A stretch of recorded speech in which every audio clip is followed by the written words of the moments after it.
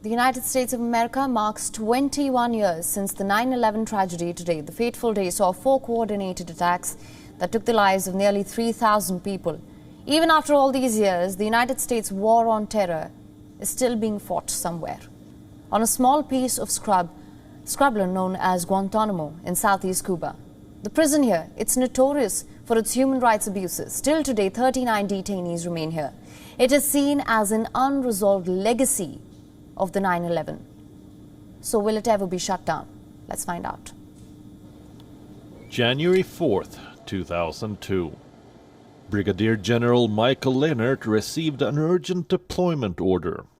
A small force of U.S. Marines and sailors left for Guantanamo Bay, a U.S.-run military enclave on Cuba's south coast.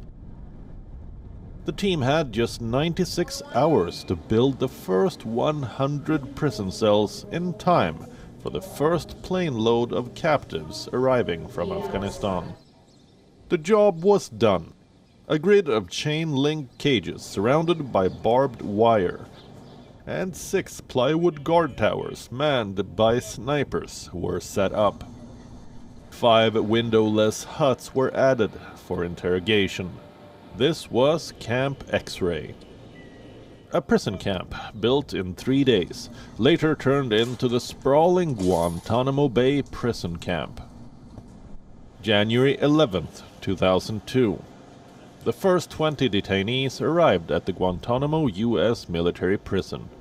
The facility was set up after U.S.-led forces invaded Afghanistan in pursuit of the Al-Qaeda network behind the 9/11 attacks.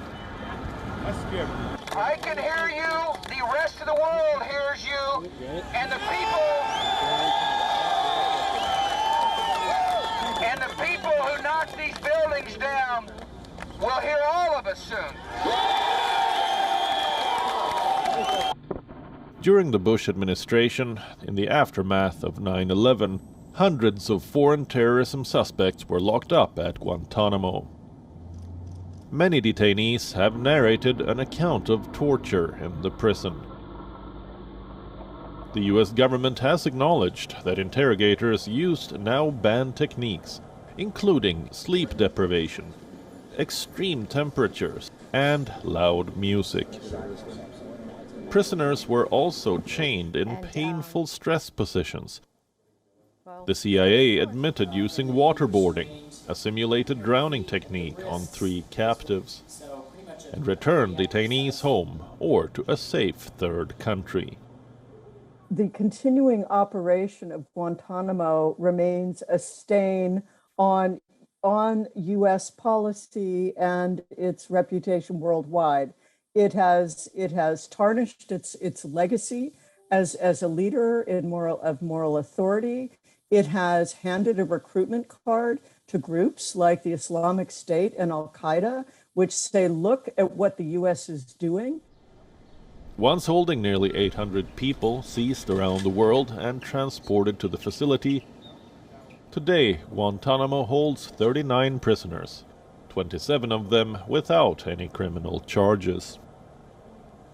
Some of them from the very first months after it opened.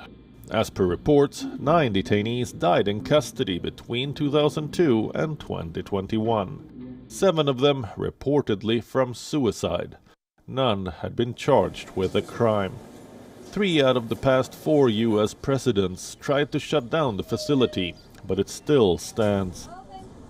U.S. President Joe Biden had said that he aims to close the Guantanamo Bay Prison by the time he leaves office. However, reports say the Biden administration instead will be expanding the facility, with the new $4 million courtroom to be built this year. The United States has spent more than $5.48 trillion on the war on terror, including $540 million a year, just to detain prisoners at Guantanamo.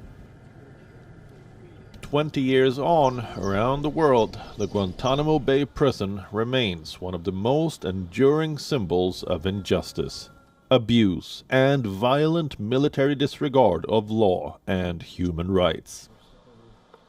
Bureau Report, WION, World is One. WION is now available in your country. Download the app now. Get all the news on the move.